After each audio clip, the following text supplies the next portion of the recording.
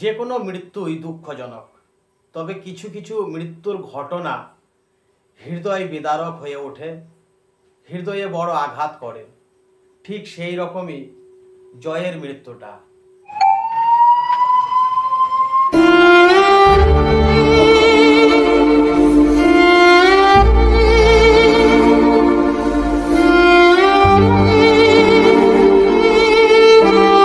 জয় সম্পর্কে আমার ভাগ্নে, তরতাজা ফুটফুটে এক তরুণ যুবক। আসলে জয়ের সঙ্গে আমার সম্পর্কটা খুবই আত্মিকই ছিল। প্রায় ফোন করতাম, জয়ও করতো। আমি যে ভিডিও করি তাতে জয় অনেকটা মেন্টরের মতো কাজও করে দিত। মামা তুমি এটা এইভাবে করবে, মামা এইভাবে বলবে, এটা শুরু করবে, এইটা এইরকম নানা রকম পরামর্শ আমাকে দিত। আবার ব্যক্তিগত বা পারিবারিক জীবনে অনেক গল্প কথা শেয়ার করত। জয় কিছুটা সোশ্যাল ওয়ার্কার এইরকম একটা মনোভাবাপন্ন ছেলেও ছিল। মানুষের আপদে বিপদে পাশে থাকতো। অনেক সময় বিভিন্ন বিষয় নিয়ে ফোনও করতো, মামা এটা কি করব, বা এটা এই হয়েছে, কি করা যায় বলো।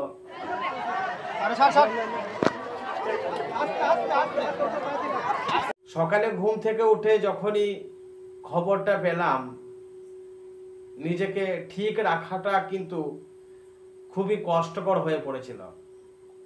আসলে যেটা বলছিলাম যে মৃত্যু অবশ্যই দুঃখজনক, কিন্তু বছর 30-32-এর তরতাজা একটি যুবক এবং যে রূপে গুণে সব দিক থেকেই পরিপূর্ণ ছিল। যদিও জয়ের বিয়ে হয়নি, তো বিয়ের উপযুক্ত বয়সও হয়েছিল। আমরাও বলতাম, মামু তোর বিয়ে দেব, কত আনন্দ, লাফালাফি হবে, তোর শ্বশুর বাড়ি যাব, তোর শাশুড়ির সঙ্গে গল্প করব, যে কথাগুলি নর্মালি হয় আর কি।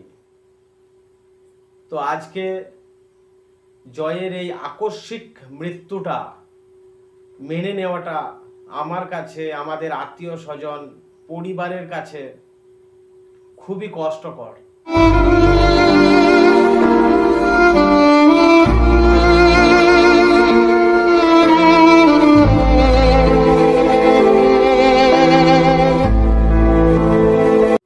আরবি ভাষায় কুল্লু নাফসিন জাইকাতুল মাউত, মৃত্যুর স্বাদ সবাইকেই গ্রহণ করতে হবে।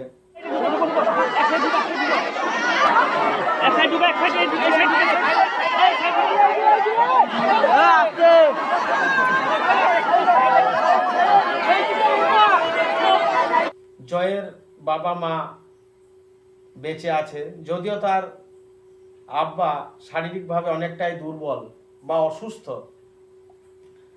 জয় একমাত্র ছেলে, তার পরিবারের চাষবাস থেকে শুরু করে গোটা সংসারটা একাই কিন্তু সে হ্যান্ডেল করত।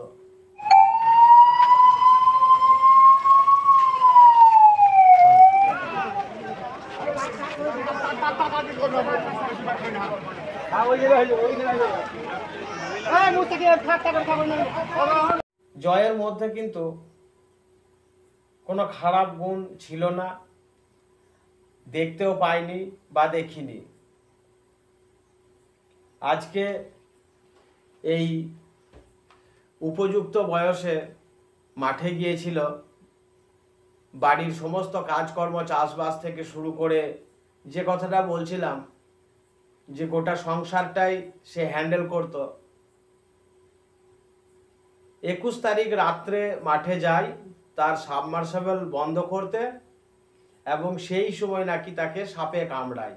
ভাগ্য হয়তো তার সঙ্গ দেয়নি, সেই সময় সে পড়ে যায়, ফোনটিও জমির মধ্যে পড়ে যায়।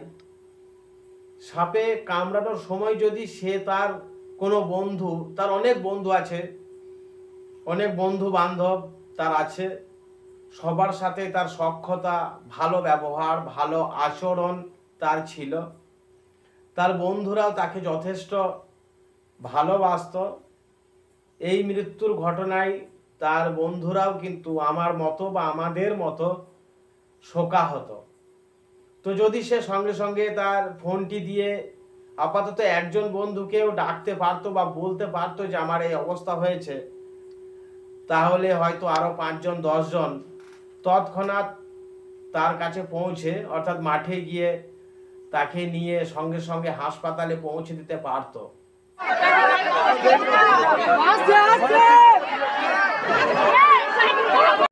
পরে যখন অনেকটাই সময় কেটে যায়, জয় যখন বাড়ি ফেরেনি, বাড়ির লোক খোঁজাখুঁজি করেছে, তারপর বন্ধুরা গিয়ে দেখেছে এবং সেখান থেকে নিয়ে আসার পর হাসপাতাল পর্যন্ত নিয়ে যাওয়া, অর্থাৎ in time of the snake bite, সাপে কামড়ানোর সময় থেকে হাসপাতাল নিয়ে যাওয়া, এই সময়টা অনেকটাই কেটে গিয়েছিল এবং ততক্ষণে তার শরীরে বিষ ছড়িয়ে পড়ে এবং সে আর আমাদের মধ্যে নেই।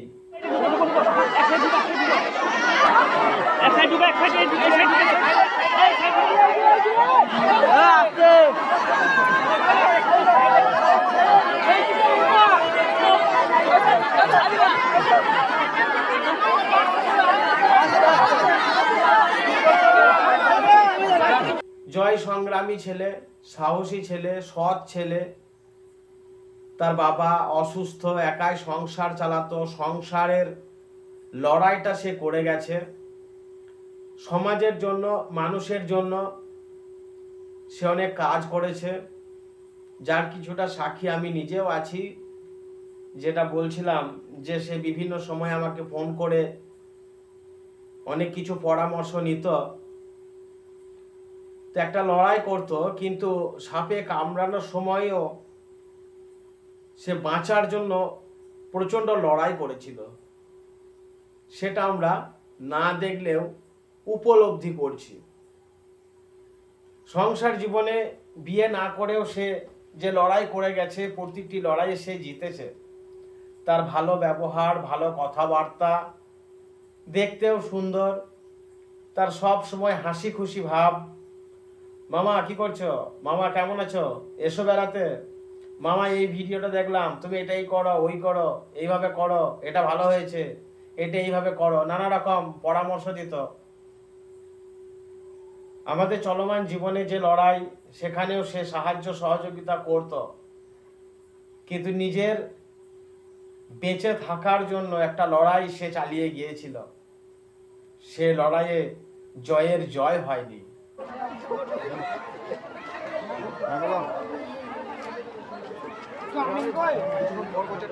তাকে পরাজয় স্বীকার করতে হয়, তাকে পরাজয় স্বীকার করতে হয়েছে। এটা আমাদের কাছে খুবই দুঃখজনক, বেদনাদায়ক, কষ্টকর একটা বিষয়।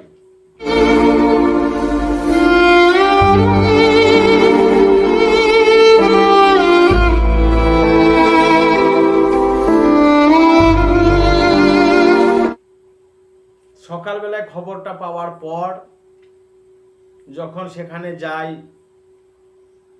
এইভাবে যে যেতে হবে সেটা কোনোদিন কল্পনা করি নাই। ভেবেছিলাম জয়দের বাড়ি যাব, জয়ের বিয়ে হবে, সবাই মিলে যাব, আনন্দ উৎসাহ লাফালাফি করব, হাসি আনন্দে কাটবে। সেই ইচ্ছাটা বা সেই স্বপ্নটা আমারও পূরণ হলো না। আর জয়ের মা, বাবা, বোন, চুমকি সহ অন্যান্য আত্মীয় স্বজন কারোরই সেই স্বপ্ন পূরণ হলো না। এটাই হয়তো ভাগ্য। জয়কে নিয়ে ভিডিও করছি বা দু কথা বলছি, আমার ভিডিও করার উদ্দেশ্য নিয়ে নয়। জয়ের সঙ্গে আমার প্রতিদিন দেখা হতো, প্রতিদিন কথা হতো তাও নয়, তবে যখনই কথা হতো বা যখনই আমরা বিভিন্ন বিষয় শেয়ার করতাম, সে আমার ভাগ্নে, আমি তার মামা, তার মধ্যে ছিল একটা হৃদয়ের উত্তাপ, এক চরম আন্তরিকতা, ভালোবাসা। সেও আমাকে শ্রদ্ধা সম্মান করত, যদিও তার কাছে অনেকটা ফ্রেন্ডশিপ বা বন্ধুত্বের মতো করে কথা বলতাম। মামা বলেই যে মামা মামা ভাব, তাও অবশ্য দেখাতাম না, যেটা হয়। সে অনেকটাই বড়, তার থেকে আমি বড় হলেও খুব যে বড় তাও নয়, অনেকটা মামা ভাগ্নে, আবার বন্ধুত্বমূলক সম্পর্কও ছিল। আসলে আমি যখন যাচ্ছিলাম না, মানে আমার বাড়ি থেকে জয়ের বাড়ি, আমার মাথা কিন্তু কাজ করছিল না। আমি মনে মনে আবার এটাও ভাবছি যে গিয়ে জয়কে বলবো, জয়, মানে আগে যেমন বলতাম আর কি, এটা কর ওটা কর। আমি একবার গিয়েছিলাম, জয় যা ভালো করে মুরগির মাংস নিয়ে আয়, ভালো করে খাবো, এই কথাগুলো তো আগে বলেছি ওকে। তো আজকে যেন মনে হচ্ছিল যে যাবার সময়, আমি এটা কখনোই মনে হচ্ছিল না আমার যে জয় মারা গেছে, জয় নাই, জয় চলে গেছে। রাস্তায় যেতে যেতে মানে নিজের খেয়ালে আমি বলছিলাম যে জয়কে গিয়ে বলবো, জয় এটা কর তো, এটা নিয়ে আয় তো। পরক্ষণে আবার মনে পড়ছে সেই জয় আর নাই। জয়কে আমরা শেষ বিদায় জানাতে যাচ্ছি, তাকে শেষ পোশাক সাজিয়ে তার বাড়ির পাশে গোরস্থানের ফুল বাগানে শেষবারের মতো তাকে যেন বিদায় জানাচ্ছি। আমার দুটি ফোনেই জয়ের phone number, WhatsApp number, Facebook ID সমস্ত কিছুই আছে। আজকে এটা আমি ভাবতে পারছি না যে জয়কার ফোন করা হবে না, জয়কার মেসেজ করা হবে না, জয়কার কোনো কথা বলা হবে না যে মামু এটা কর, এখানে যা, বা আমার এই হেল্পটা কর, বা এটা করে দে।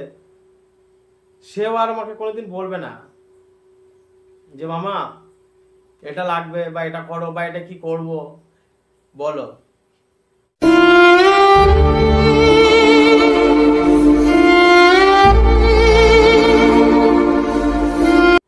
কিছু কিছু সম্পর্ক হঠাৎ করে শেষ হয়ে যায়, সেটা কেউ অবশ্য আশা করে না, চায় না, তবুও শেষ হয়ে যায়।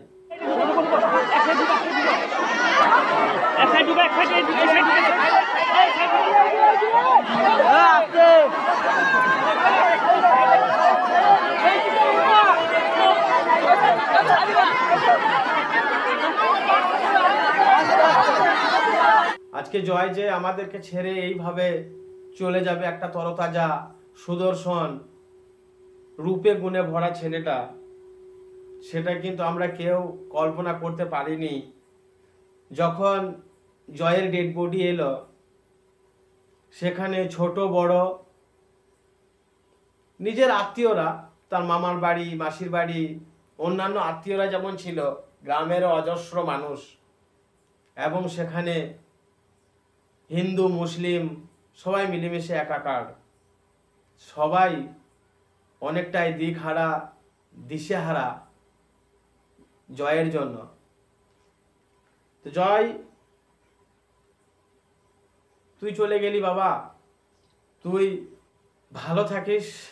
তোর জন্য দোয়া যে হাত তুলেই করতে হবে তার কোনো মানে নেই। দিল থেকে, অন্তর থেকে তোর জন্য দোয়া আমাদের সব সময় আছে, ছিল, থাকবে।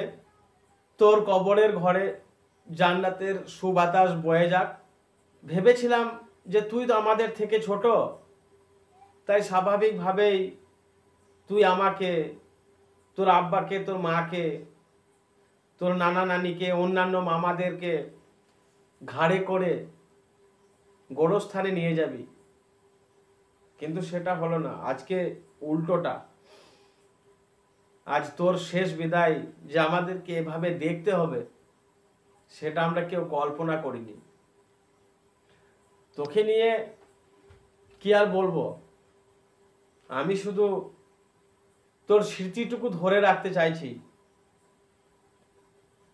তুই আমাদের সবার হৃদয়ে থাকবি, আছিস। তোকে আমরা কোনোদিনই কেউ ভুলতে পারবো না, তোর বন্ধু বান্ধবরাও পারবে না, তোর গ্রামের লোকও পারবে না। গিয়ে যেটা দেখলাম, তোর প্রতি ভালোবাসা, আন্তরিকতা, যা, তোর বন্ধুরাও খুব কান্নাকাটি করছিল, এবং তোর থেকেও যারা বাচ্চা মেয়ে, ছোট মেয়ে, তারাও দেখছি খুব কান্নাকাটি করছিল। যারা বয়সে বড়, সবাই কিন্তু শোকাহত, মর্মাহত। তোর জন্য দোয়া রইল সব সময়। তুই ভালো থাকিস, তোর কবরে জান্নাতের সুবাতাস পৌঁছে যাক, তোর কপালে, তোর নসিবে জান্নাত নসিব হোক, এটাই আমরা চাইও। তোকে নিয়ে বলতে গেলে হয়তো আরো অনেক কিছুই বলতে মন চাইবে, মুখ চাইবে, কিন্তু কি আর বলবো বল। তুই তো আমার ভিডিওগুলো খুব দেখতিস আর আমাকে নানা রকম পরামর্শ দিতিস, তোর কথা তো আমি শুনতাম। আর তুই তো আমার এই ভিডিওটা দেখবি না, তুই তো আর বলবি না যে মামা আমাকে নিয়ে কেন এই কথা বলছো। অবশ্য তোকে নিয়ে যে কথা বলতে হবে সেটাও আমি কোনোদিন কল্পনাও করতে পারিনি। আর তুই এই ভিডিও দেখবি না, দেখার সুযোগ তোর হবে না, তবে ইনশাল্লাহ হয়তো তোর সাথে দেখা হবে জান্নাতের সিঁড়িতে। ভালো থাকিস, তোর জন্য দোয়া রইল। আর কি বলবো বল, আর কিছু বলার নেই। তুই ভাবিস না যে মামা আমাকে নিয়ে কেন এই ভিডিও করলে, তোকে নিয়ে আমি ভিডিওটা করছি না। তোর সেই কথাগুলি আজ আমার খুব মনে পড়ছে, এই ভিডিওর মাধ্যমে তোর স্মৃতিটাকে ধরে রাখার চেষ্টা করছি, এইটুকুই মাত্র।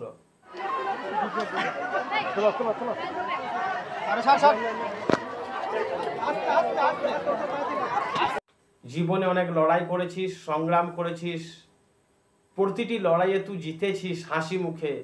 লোককে হাসিয়েছিস, বন্ধু বান্ধবকে হাসিয়েছিস, আত্মীয় স্বজনকে হাসিয়েছিস, মা বাবাকে হাসিয়েছিস। আর নিজে ছোট্ট একটি প্রাণীর কাছে যখন আহত হলি, তখন নিজেকে বাঁচানোর জন্য তুই অনেক লড়াই করেছিস। তোর সেই নিজেকে বাঁচানোর যে লড়াই, সেটা আমরা উপলব্ধি করছি, কিন্তু সেখানে তোর পরাজয় হয়েছে রে বাবা।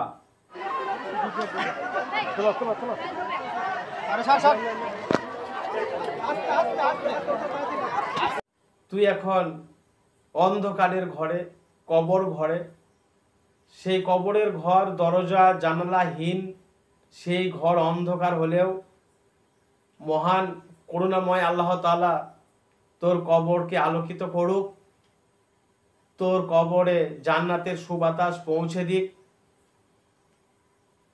ভালো থাকিস, ইনশাল্লাহ হয়তো তোর সাথে আমাদেরও দেখা হবে একদিন জান্নাতের সিঁড়িতে।